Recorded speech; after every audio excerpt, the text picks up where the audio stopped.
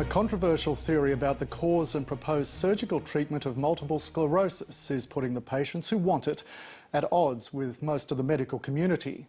The theory emerged 3 years ago and was met with scepticism by MS experts, but there's now overwhelming demand for the procedure worldwide.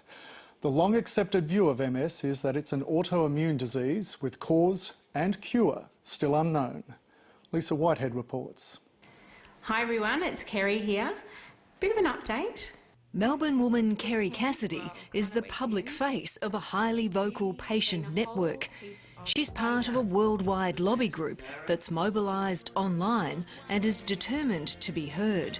So it's not too late for you to tune in and support us. Diagnosed with multiple sclerosis 3 years ago at the age of 34, the mother of two was in pain and slowly being robbed of her independence. I had blurry vision, a lot of pain in the muscles in my legs because they're always tight and the spasticity caused pain.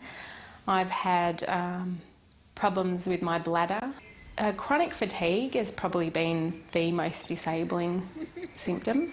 A year ago, Kerry Cassidy chose to undergo a surgical procedure that's being hailed as a life changer by many MS patients. I actually went on an overseas holiday and I walked halfway around Europe for 3 weeks.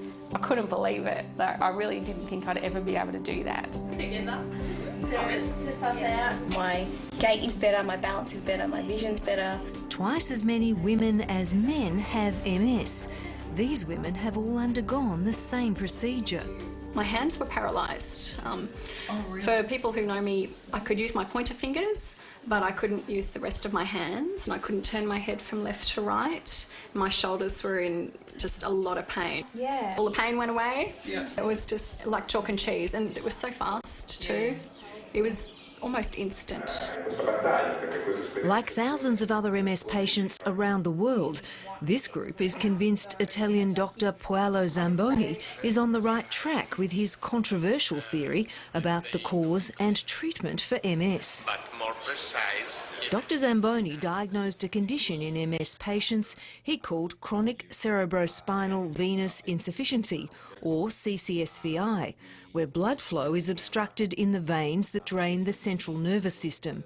He theorised this played a role in the cause of MS. Zamboni's idea is that obstructing those veins causes back pressure and then, I guess, oozing of blood into the brain and then brain damage as a result of that. The vein, you can eventually see that. Like many in his profession, neurologist Associate Professor Brian Chambers was sceptical of Dr Zamboni's theory that CCSVI causes MS, or that symptoms can be treated effectively by improving blood flow, opening the veins with balloon angioplasty or stenting. When a theory like CCSVI comes out of left field, it's a little bit hard to tie that in with what we already know about MS. Associate Professor Brian Chambers says he and his colleagues are concerned about patients exposing themselves to unnecessary risk. We know there have been deaths, particularly from stenting, but also from ballooning. And so it's really hard to understand why people would want to have this treatment when there's no real evidence, no scientific evidence that it works. We've had no complications in Australia that I'm aware of any significance. So you had your left internal jugular vein treated with the venoplasty. Newcastle GP Dr Paul Thibault specialises in conditions of the veins. He's diagnosed CCSVI in 100 patients with MS and has referred 80 of them to have the angioplasty procedure. He claims 2/3 of those patients have had some benefit. These patients have an immediate improvement in symptoms such as fatigue and their general energy levels, and cognitive function as well. But many MS patients who want the procedure done are frustrated with the medical system. We've seen all sorts of claims about miracle cures. We've been through a phase where people were having their amalgam fillings removed. We've had people off to the Balkans seeking naturopathic cocktails. All of these, treatments that have proved, very expensive. People have been making a lot of money out of them, but they just haven't stood up to scientific scrutiny. So this may well be another example of that. And that's why we really need to do the sort of research that is being advocated for, to find out why and whether this in fact will work on a consistent basis. The MS Society funded one ultrasound study at Melbourne's Austin Hospital. It looked for CCSVI in early-stage MS patients. The findings refuted Dr Zamboni's theory that CCSVI was a cause of MS. But Associate Professor Brian Chambers says more research is needed to see if it develops along with the disease and if opening the veins really does alleviate the symptoms.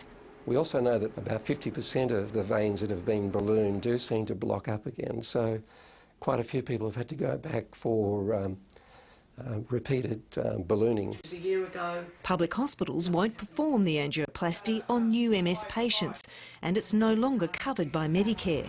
Melbourne's Alfred Hospital and Sydney's St Vincent's Public had both performed multiple procedures on MS patients during 2009 and 2010. Then the procedure was banned, pending further research into its effectiveness on MS patients. One doctor told 7:30 the direct demand from patients was interfering with the hospital workload. We're just not making any progress at all because of the fear the hospitals have about the whole strong activism of the patient lobby. A lot of my neurology colleagues, vascular surgery colleagues and radiologists are being directly approached by patients wanting to be treated. It's a bit frightening because it certainly had us ducking for cover to a certain extent.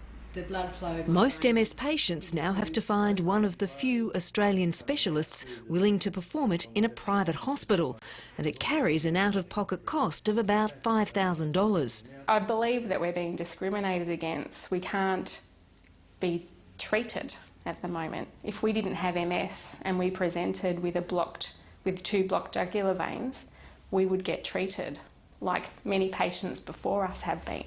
But because we have MS, there's all these restrictions now. When we have the research, when we have the support, if that supports the views that these people with MS have about the benefits of treating CCSVI to the quality of their life, then we will wholeheartedly be behind that advocacy to get it onto Medicare and to get it to wherever it needs to be so that treatment is available. It's a catch-22. We because of opposition from the neurologists, we can't get the studies performed, therefore the studies aren't performed, we can't prove that the procedure works, and therefore we can't get funding from Medicare or public funds to actually help these patients who may benefit from it and who simply can't afford private treatment. The CCSVI organisation says Melbourne's Alfred Hospital was expected to begin a patient trial in September last year, but it's still waiting. A hospital spokesman said it's evident a large randomised trial is necessary to determine the place of CCSVI intervention in the treatment of MS patients. Its ethics committee reviewed a revised research design 3 months ago, but no approval has yet been announced. So our top story tonight, multiple sclerosis sufferers held a public protest in St Catharines today. But extensive patient trials are set to begin in Canada as a result of intense patient lobbying of the government and that country's MS Society. I hope all honourable members will support this bill. The concern for us is timing. It's taking so long. It's been 2 years since this research was first opened up. And in MS, 2 years is a very long time. 2 years could mean the difference between walking and being in a wheelchair, or losing your business, or losing your marriage. Lisa Whitehead with that report. Well, it's been